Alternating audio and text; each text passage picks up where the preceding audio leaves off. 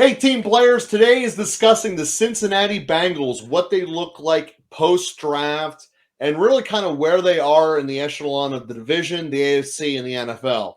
And as I start here with this team, I think there's no doubt they are the cream of the division. And I think that they're going to be one of the teams that will be fighting for the conference title. I mean, they were just in the Super Bowl 2 years ago.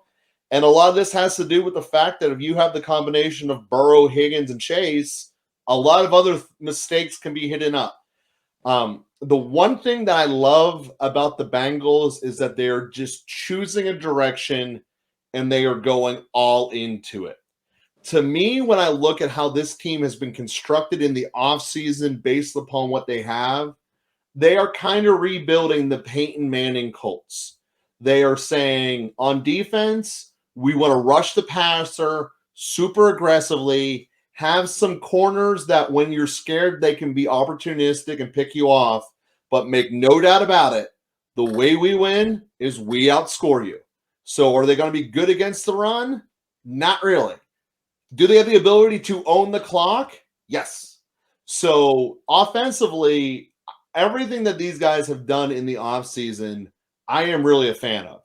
We see that they lose Bates, they bring in Battle. They see the thing happening. They got the fill-in free agents for safety in the meantime.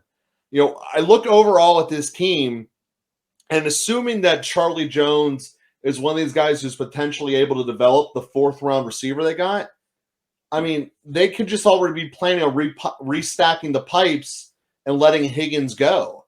And this is something that, as the rest of the NFL needs to take notice, because you certainly had to pay attention to the Peyton Manning Colts. And these guys are built the same way. They now have their Mathis and Freeney. And that's what Myles Murphy, I really believe, is the first pick in the draft. One of the absolute best picks in this draft based upon where he went and how they're going to use him. So I think that the Bengals, unlike the Ravens, really have saw their strengths, leaned into them, and actually are doing a long-term solution for themselves. I really like where this team's at. I think they're going to be incredibly formidable, and I do not think it is out of the realm right now to start penciling them in as representing the AFC in the Super Bowl. To me, it's a three-horse race, and they're certainly as capable as the other two. Yeah, I mean, when you think about Cincinnati, going into last year, their biggest problem was their offensive line. Mm-hmm. But getting Joe Burrow into bad situations, putting more onus on the running game when they are definitely a better passing team, it got them out of the rhythm that they usually get in. And the reason we didn't see them go deep into the playoffs is for that specific reason, is that they were all out of focus because that offensive line was so atrociously bad / injured for the majority of the season. Now they went out and they put their chips all on the table. Mm-hmm. They went out there, got the big tackle to play the blind side. Orlando Brown, baby. Amazing signing on their part, which then caused their starting left tackle to say, I don't want to be on the team anymore. And they're trying to find a willing trade partner for this guy. But what they did do is that, like you stated, what the Bengals do really well and what they've been doing well, which is really weird for Bengals Nation, for the jungle, to say they're thinking ahead. Mm-hmm.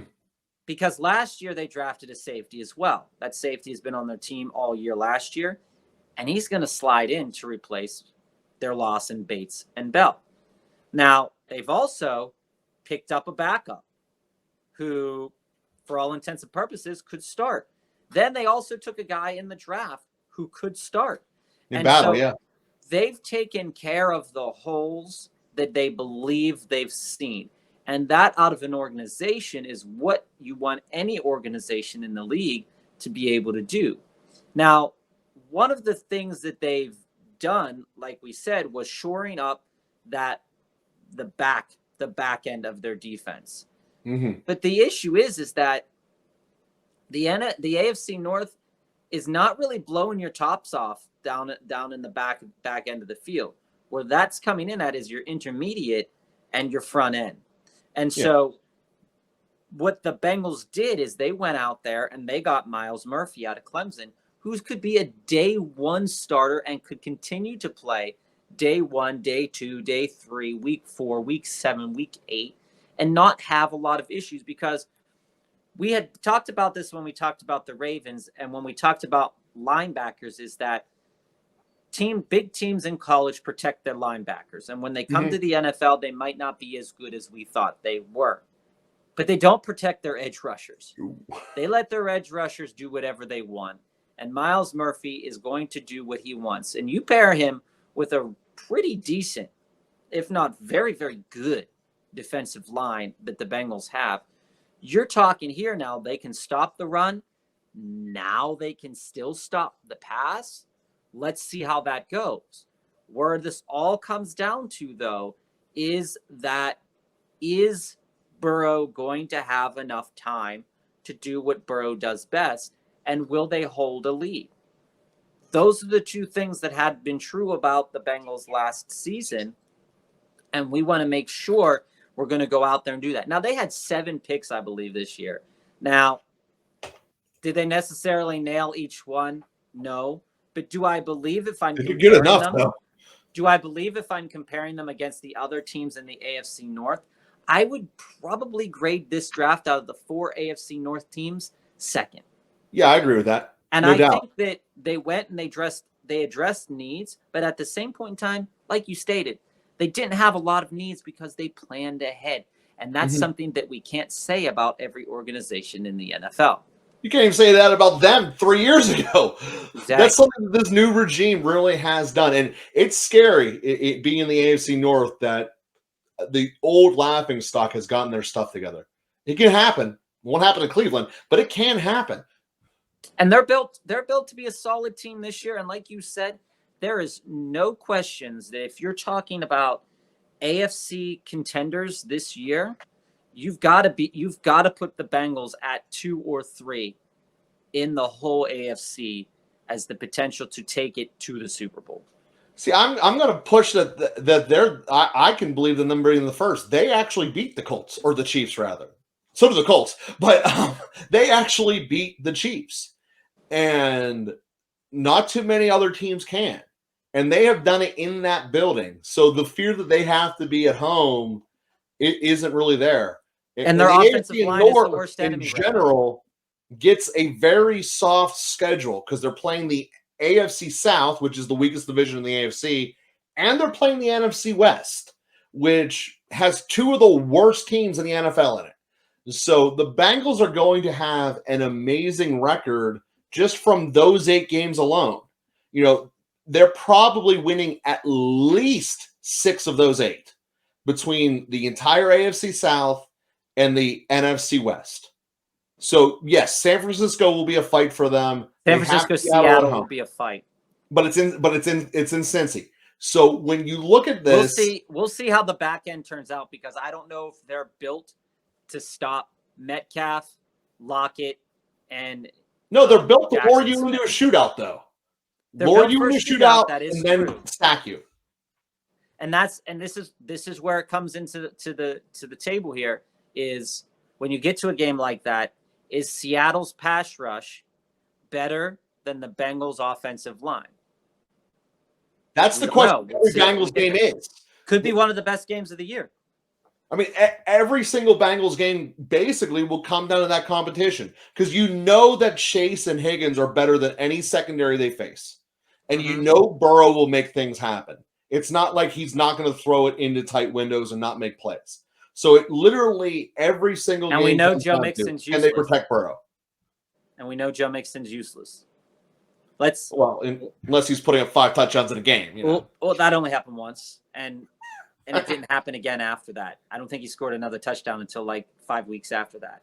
But I want to say this about the Bengals: if there is one glaring not good thing about the Bengals that isn't the offensive line, it is the running back situation. They got rid of defense too. They got rid of Pirine. Pirine was a very valuable player to them. I question that decision to get rid of him. And Joe, if you can find this for me, I believe they didn't replace him. They did not replace him in free agency, but they did use their 5th-round pick on Chase Brown out of the University of Illinois. Not a good look. But I don't believe that, other than Rashard Mendenhall, I can't name you another running back from Illinois that was successful in the NFL. Maybe I'm. I take that back. I apologize. I overlooked it because it was such a minimum league standard. They re-signed their former. So they brought no one in. They re-signed their former number 3 running back, who's a special teams guy. Who? What's his name? Williams. Yeah. Travion Williams. Travion Williams. Here's a lot of letters the in that that don't make sense. They love to get into shootouts, but when they need to hold the lead, they've got to hold the league through the passing game. And I trust Joe Burrow because I think he's an immensely talented quarterback. Probably the best in the league other than Patrick Mahomes, but I put Joe Burrow as my number 1. But when you look at Joe Burrow and you look at, sometimes they can score too fast. And when they score too fast and the defense needs to get themselves together, they need that run game. And Joe Mixon, despite us year in and year out drafting Joe Mixon in the 1st or 2nd round of fantasy leagues, he's not worth it. And he's not as good as people think he is. I can't run for 5 touchdowns. So don't take this as me talking about him from a talent standpoint. I'm just comparing him to the rest of the NFL running backs. And he's mid. He's purely mid. And P. Ryan at times was very much better than him. And I see that as being a deficit for the Bengals this year and something that they're probably going to need to address, particularly when, Joe Mixon was caught in that situation where there was, some monkey business at his house with, the police and stuff. And so all that aside, he didn't really recover from his injury last year. Just on the field production was down. So when you talk about, getting into nonsense, when you talk about, potential police activity, when you talk about recovering from an injury, you've got lots and lots of issues that if you don't solve them, this is going to be, we could be comparing this like when we were talking about Kansas City without Pacheco when they had Clyde Edwards-Helaire. Mm-hmm. That's kind of this team. And they didn't have a really good, passing defense, so they could lose games through these problems. So this is all to say that the Bengals are a very good team. Yes, they are. And they're very well constructed. But if you're going to pinpoint some deficits in this team, you can't overlook the fact that Joe Mixon does not provide what you need him to provide, despite him blowing up for a couple of games with 5 touchdowns, blowing up for 3 touchdowns. I just don't see it as being something that is sustainable. And that's fair. I mean, like I said, very good team. Their 2 weaknesses are running the ball and stopping the run. But they make you stop running the ball because they're scoring so much. So you have to throw into them. And in this way, they are built exactly like the Peyton Manning Colts. And that worked out pretty well. You look at the city of Indianapolis, it worked out pretty good during that Peyton Manning era. They also had some really good running backs.